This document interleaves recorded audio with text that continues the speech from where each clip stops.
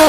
चुप रहो ना गुस्सा करो भौजी ओही पौड़ा बताला रोकड़ा के हो। तू तो फसल बड़ा दोसरा के हो।